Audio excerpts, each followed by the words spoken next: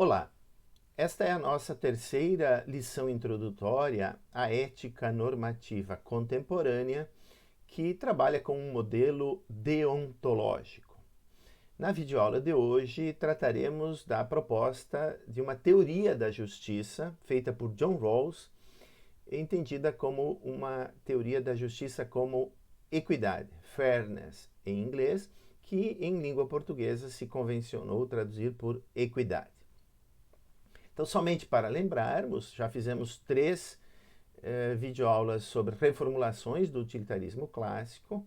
Essa é a terceira videoaula sobre reformulações da ética de Kant ou de uma ética baseada em direitos, que são exatamente os modelos deontológicos.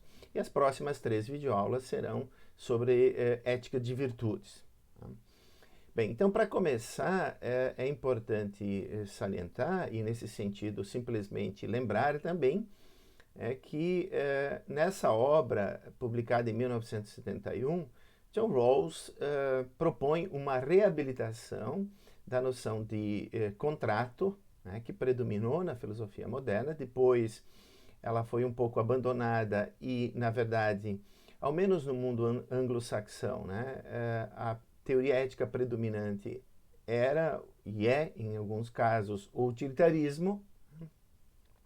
E John Rawls, então, propõe usar a noção de Locke, de Rousseau, de Kant, a ideia de um pacto, que no contratualismo clássico tinha como objeto instituir o Estado, o soberano, o governante, mas que a partir de Rawls, então, desse livro, a Theory of Justice, é muito mais pensado como um expediente para estabelecer princípios morais.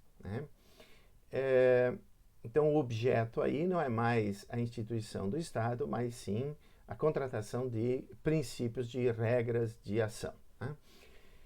Isso se chama hoje neocontratualismo. É muito mais uma teoria ética do que propriamente política, como foi na modernidade.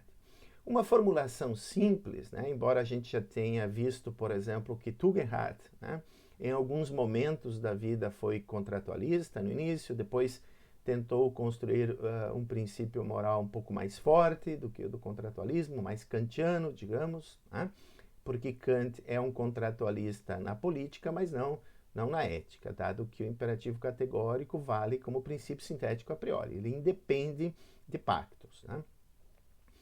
Bom, mas no final da vida, o Tugendhat voltou a uma espécie de contratualismo simétrico, quer dizer que pressupõe a igualdade dos contratantes.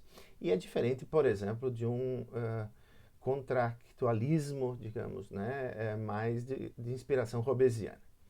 Uma formulação simples do contratualismo ético é feita por Thomas Scanlon, então eu vou usar essa para a gente compreender o que é o contratualismo na moralidade, na ética. Então, segundo Scanlon, uma ação é errada se ela não for permitida por um princípio ou um conjunto de princípios que não se pode rejeitar de forma razoável. Então, somente para exemplificar, eu não posso, por exemplo, mentir, porque essa ação não seria permitida por um princípio como não cause dano às outras pessoas, etc. Bem, agora vamos nos perguntar em que medida a teoria da justiça do Rawls é um modelo realmente deontológico, que procura estabelecer a correção das ações sem um apelo a uma finalidade. E, nesse sentido, segue uma tradição kantiana. Bom, quando Rawls explica em que sentido a teoria da justiça é kantiana, ele apresenta duas razões. A primeira é que ele acha equivocado fazer como, por exemplo, Habermas, que enfatiza demais o lugar da universalização das normas. E também ele não pensa que seja adequado dar tanta ênfase na fórmula da humanidade, porque eventualmente ele vê ali uma noção substantiva de moralidade. De fato, muitos aspectos da ética de Kant pressupõem, por exemplo, uma moral cristã. Agora, então ele não enfatiza esse ponto, ele pensa que a fórmula da autonomia do imperativo categórico é a mais importante. Tá? Claro, aqui, se em Kant a autonomia significa muito mais autoimposição de máximas universalizáveis, né? Aqui também vai ter esse sentido, mas a noção de autonomia se aproxima um pouco mais de uma noção individualista, né? Dado que a metáfora do contrato, né, pressupõe agentes individuais estabelecendo, né, esse pacto sobre princípios morais. Então, nesse sentido, é importante salientar, né, como está dito aí, que Rawls parte da pressuposição de que as pessoas são agentes livres e iguais e, sob condições especiais, então, estabelecem esses princípios. Né? Antes de mostrar como ele procede nesse sentido, eu gostaria também de esclarecer que esses princípios de justiça, eles são uma parte, claro, da ética. O próprio John Rawls diz, né, a Theory of Justice, que ele não quer construir uma teoria ética completa, né, mas apenas estabelecer princípios de justiça, cujo objeto é o que ele chama da estrutura básica da sociedade. Né? Então, o que é a estrutura básica da sociedade? É um conjunto de instituições que ele pensa que são importantes, que sejam justas, né, que tenham regras claras. Né? Inclusive, a palavrinha em inglês fair ou fairness tem essa conotação de jogar segundo as regras, né, também. Então, essa estrutura básica ela é composta por instituições que seguem regras, né, que seguem princípios de justiça, basicamente. Então, essas instituições, a principal talvez seja uma constituição, né, de um determinado país. Uma constituição, então, deveria se basear nesses princípios de justiça que Rawls vai defender. A Constituição, então, organiza, né, sendo a Carta Magna, digamos, ela organiza a estruturação do Estado, né, em poderes, por exemplo, judiciário, legislativo e tal, e com isso também inspira, digamos, a formulação de leis pelo legislativo, uma determinada forma de governo e outras instituições. Né? O John Rawls, nesse livro, ele cita, por exemplo, o livre mercado, a família, né? E outras instituições, por exemplo, de comércio e etc. Né? Bem, não é necessário aqui especificar todos, é importante simplesmente manter presente que a estrutura básica da sociedade é esse conjunto de instituições que serão objeto, então, da teoria da justiça. Né? Agora, se nós nos perguntarmos, segundo John Rawls, né, quais são esses princípios, a gente percebe que há nas sociedades contemporâneas uma discussão e uma divergência em relação à própria natureza da justiça. Então, algumas coisas para nós, segundo Rawls, são evidentemente injustas. Né? Então, por exemplo, uma discriminação baseada em etnia, em orientação sexual, em opção religiosa, etc., são claramente injustas. Né? Agora, há questões que nós não temos muita clareza sobre se são justas ou não. Né? Então, por exemplo, se alguém propõe um novo imposto para combater as mudanças climáticas, ou ao menos no sentido mais social, né? Para amenizar a desigualdade social, né? Eliminar a miséria, por exemplo, a pobreza e tal, há uma discussão e há teorias de justiça que estabelecem princípios diferentes em relação a esses princípios. Né? Então é por isso que uma das principais contribuições de Rawls foi estabelecer um procedimento metodológico para nós contratarmos em situações mais ou menos idealizadas esses princípios de justiça. Né? Então, nesse sentido, o Rawls é um procedimentalista como Habermas, que parte de uma sociedade, de uma comunidade idealizada de comunicação que pode ser real. Né? Bom, no caso de John Rawls, ele chama esse experimento de pensamento, então, né, de posição original. O que é a posição original? Basicamente, então, esse expediente, né, imaginado, onde nós devemos nos colocar numa situação, né, de contratantes de princípios de justiça, onde nós estamos sob o que ele chama de véu da ignorância. O que é isso? É que nós desconhecemos principalmente as particularidades da nossa identidade pessoal na sua inserção social, né? Então imaginem assim que vocês, sei lá, sofram algum acidente e acordem no hospital com amnésia parcial, né? Vocês lembram de algumas coisas, por exemplo, vocês lembram que a sociedade possui classes sociais, que há pessoas que são detentoras dos meios de produção, há outras que são trabalhadoras, algumas pessoas são pai e mãe, outros são filhos, uns são professores e professoras, outros são estudantes e tal. Mas vocês não lembram particularmente a que classe social, seja no aspecto econômico, seja, né, em outro qualquer da vida cotidiana, vocês pertencem. Então, sob o véu da ignorância, quer dizer, desconhecendo esses aspectos, mas sabendo algumas coisas, por exemplo, leis gerais de economia, as tendências psicológicas das pessoas são mais otimistas ou menos, é que Rawls pensa que é importante para se estabelecer de forma não preconceituosa, né, não viés, digamos, princípios de justiça. Então, claro, o que a posição original quer fazer, no final das contas, é instituir o ponto de vista da imparcialidade da forma mais neutra possível, né? Bom, em que medida isso é possível, não vem o caso aqui discutir, mas segundo Rawls, nós cotidianamente podemos assumir essa posição. Então, ela não é puramente idealizada, ela é também enfática, né? Assim como a comunidade ideal real de comunicação do Habermas. Um exemplo que eu gosto para esclarecer isso é o seguinte: digamos que estamos diante de um concurso, né, para escolher alguém que canta bem, né? Nós podemos pôr o júri de costas para os candidatos e candidatas, e nessas condições o júri não vai ver aspectos secundários das pessoas, se pertencem a essa classe ou aquela, se tem essa ou aquela orientação sexual e tal. E de costas eles têm que se concentrar e ouvir, né, simplesmente as pessoas cantando e escolher, por exemplo, a que canta melhor, mais afinada e assim por diante.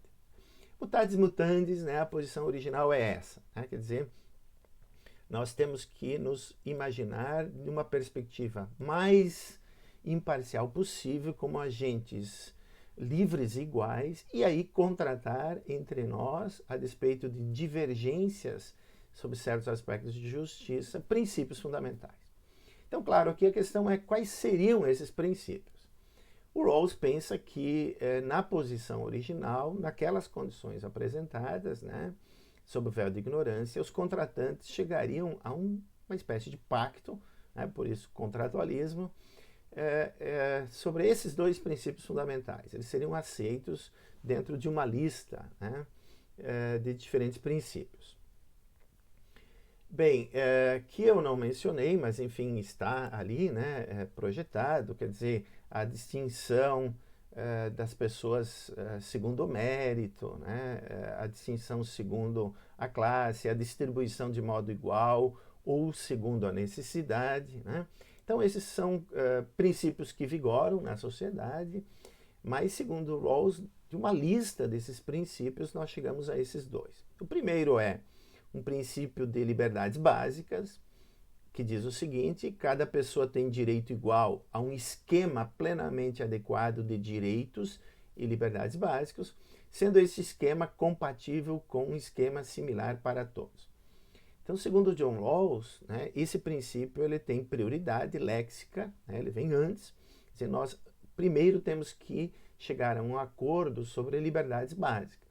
Então, por exemplo, liberdade de expressão, liberdade de ir e vir, liberdade de votar e ser votado, quer dizer, aquelas liberdades clássicas aí do liberalismo, né? Não o liberalismo aqui econômico, mas ao menos um liberalismo político, né? Bem, e esse princípio é igualitário. Todos são iguais nesse sentido que todos têm as mesmas liberdades básicas. Depois, se temos razões né, para fazer diferenciações entre as pessoas por razões, digamos, socioeconômicas ou outras. Então, essas diferenciações, elas deveriam satisfazer as condições que são elencadas aí no segundo princípio, né? E por Rawls nós temos razões para fazer diferenciações. Por exemplo, razões políticas para outorgar autoridade maior a certas pessoas que vão exercer cargos executivos, por exemplo, né? Ou até mesmo razões econômicas, porque o Rawls pensa, embora ele não defenda o capitalismo e tampouco o socialismo, ele tenta ficar um pouco acima desse debate, dizendo que esses princípios de justiça se aplicam, sejam lá se a sociedade tiver um modo de produção capitalista ou socialista, né? Ele pensa que, por exemplo, o livre mercado é importante porque a concorrência entre agentes econômicos possibilita, por exemplo, inovação tecnológica. Então, nesse sentido, ele defende, sim, que é possível a gente fazer diferenciações. Então, esse se chama princípio das diferenças, né? O que ele diz? Que as desigualdades sociais e econômicas devem satisfazer duas condições. Primeiro, elas devem estar ligadas a cargos e posições abertos a todos, em condições de justa igualdade de oportunidades. Segundo, elas devem beneficiar mais os membros menos favorecidos da sociedade. Bem, então nós vemos aí que, por exemplo, Rawls pensa que se damos um ponto de partida igualitário, né, para todas as pessoas, né, o que ele chama aí de igualdade de oportunidade. Principalmente, por exemplo, na educação, né? Se temos uma educação básica, pública, fundamental para todas as pessoas da mesma maneira, né? Independente da escola ser pública ou privada, né, no sentido que nos Estados Unidos e na Inglaterra quer dizer, toda a educação sempre é pública, né? É financiada pelo Estado nas primeiras fases. Ora, esse ponto de partida, então, ele é igualitário e ele permite uma diferenciação segundo, então, cargos e posições que têm uma maior ou menor responsabilidade que poderiam, então, levar a remunerações diferentes, né? Bem, e a outra condição é importantíssima porque essa diferenciação, né, socioeconômica, ela somente se justifica se ela for benéfica para os menos privilegiados da sociedade. Quer dizer, se nós temos entre duas sociedades, A e B, uma sociedade que tende a ser, digamos, absolutamente igualitária. Vamos supor que todas as pessoas recebam R$100 no final do mês pelas suas atividades, sejam lá quais forem.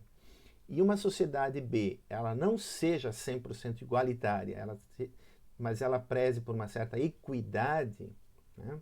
Uma igualdade fundamental de liberdades e diferenciações sociais, se for vantajoso para todos, então a pessoa que está numa pior condição na sociedade B, ela, por exemplo, tem que receber R$110, mesmo que as outras recebam 150, 200, 300, né? A pessoa que está em pior condição na sociedade B ganha 110. Essa sociedade é preferível, segundo Rawls, de uma absolutamente igualitária, onde todo mundo ganha 10. Né? Ganha 100, desculpe. Enfim, essa é a proposta básica da teoria da justiça, né? Só para ir finalizando, eu gostaria de rapidamente dizer que mais tarde, numa obra chamada Liberalismo Político, o Rawls fez uma espécie de correção da sua teoria da justiça, né? Não é que ele tenha abandonado aqueles princípios, nem nada, mas ele fez uma correção significativa. Por quê? Porque nesses 20 anos, né, de intervalo entre uma obra e outra, ele passou a se convencer, né, de que tinha que levar mais a sério o fato do pluralismo razoável, né, de que as nossas sociedades contemporâneas realmente possuem uma pluralidade de sistemas políticos, por exemplo, morais, religiosos, né, que estão em conflito. Exatamente por estar em conflito, então, é que a questão fundamental dessa obra, Liberalismo Político, é essa. Né? Sob que condições necessárias e suficientes uma sociedade é justa e estável. Então, no liberalismo político, ele passa a se preocupar mais com a estabilidade das instituições, né? Bom, a resposta do Rawls nessa obra é que três condições devem ser satisfeitas. Uma delas é que as pessoas tenham um senso moral, moral powers, um senso de justiça, vamos dizer, né? Quer dizer, mesmo que elas tenham concepções divergentes sobre o que é justo ou injusto, todos são movidos pelo desejo, né? pelo sentimento de querer viver numa sociedade justa, né? E também tenham um projeto de vida boa, né? Tenham capacidade de realizar o projeto de uma vida boa. Bom, essa condição ela é comum ao primeiro livro, A Teoria da Justiça, quanto ao liberalismo político, né? Então, nesse sentido, não houve mudança.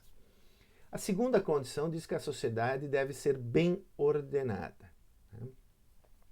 O que significa que a sociedade seja bem ordenada? Quer dizer, a sua estrutura básica, né, as suas instituições, nessas instituições vigore uma concepção pública de justiça, né?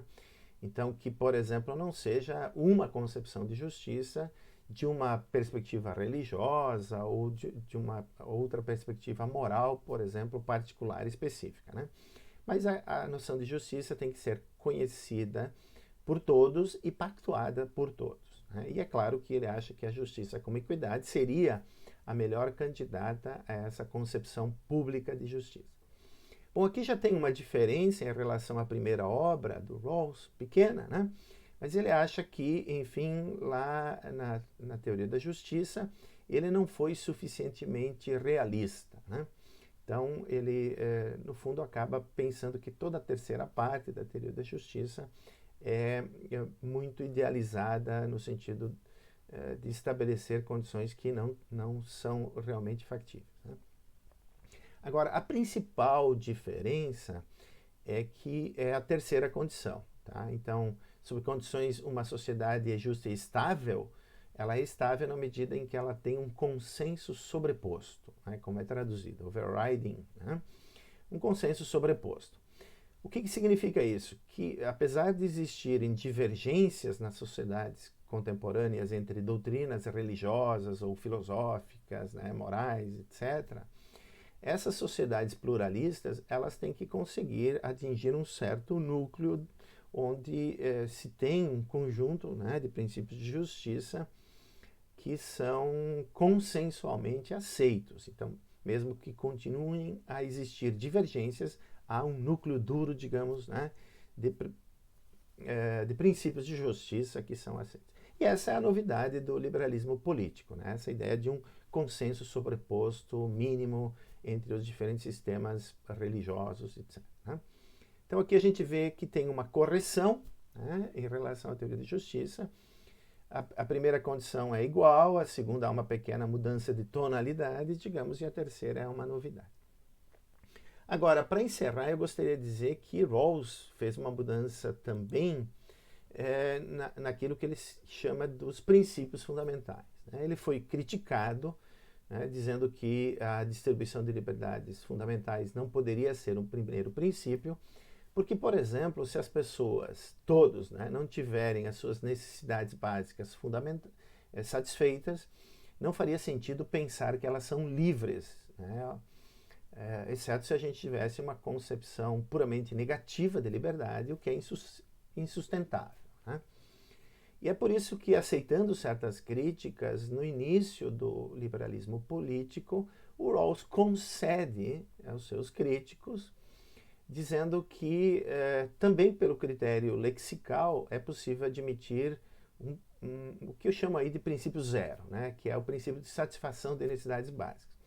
Enfim, a formulação é do Rawls, é do liberalismo político, e ela diz o seguinte, que as necessidades básicas de todos os cidadãos, na medida em que forem vitais para estabelecer e exercer os direitos e liberdades básicas, devem ser satisfeitos. Bem, então, a satisfação das necessidades básicas passa a ser um princípio básico, o princípio zero, né? Vamos chamar princípio das necessidades. Os outros continuam iguais, né? O primeiro princípio, então, aí seria a distribuição desse sistema de liberdades fundamentais. O princípio, agora eu só destaquei para fins de clareza, né? O princípio das oportunidades, que eu já comentei, né? Um ponto de partida, por exemplo, educacional igualitário, né? Que possibilite realmente que cada um busque realizar o seu projeto de vida, tenha as mesmas oportunidades, né? Mesmo que lá adiante haja diferença nos cargos e tal. E, finalmente, o chamado princípio Maximin, né, que as desigualdades sociais e econômicas devem ser vantajosas para todos e beneficiar as pessoas menos favorecidas da sociedade. Bem, então, pensem sobre esses princípios, pensem sobre a proposta de uma teoria da justiça como equidade, que é uma ética, ao menos na parte, digamos assim, principiológica, né, que usa um modelo de reflexão deontológico, quer dizer, procura estabelecer a correção das ações sem apelo, né, a uma concepção de vida boa, particular e assim por diante. Bem, e com isso, então, nós encerramos a nossa apresentação de modelos deontológicos que são usados na ética contemporânea, né, que se inspiram na ética de Kant ou na ideia de direitos naturais ou direitos humanos ou outros direitos, né? E assim nós apresentamos esse segundo grupo, né, de teorias normativas atuais. Convido então vocês agora a assistirem as próximas 3 videoaulas, onde eu tratarei de apresentar a chamada ética de virtudes, seja no sentido de reabilitação de modelos clássicos, seja, por exemplo, na caracterização de éticas orientais como sendo éticas de virtudes, né, em grande medida, seja considerando a chamada ética do cuidado uma variante ou não, né, da ética de virtudes. Alguns acham que o cuidado é uma virtude específica, então que a chamada ética do cuidado é uma ética de virtudes. Bom, discutiremos isso criticamente, né? Na verdade, eu tendo a achar que a ética do cuidado, principalmente a ética do cuidado da perspectiva feminista, é sim, talvez, a principal contribuição da ética normativa contemporânea aos debates de problemas aplicados, que então serão apresentados depois. Tá? Então, por hoje ficamos por aqui. Muito obrigado. Até a próxima videoaula.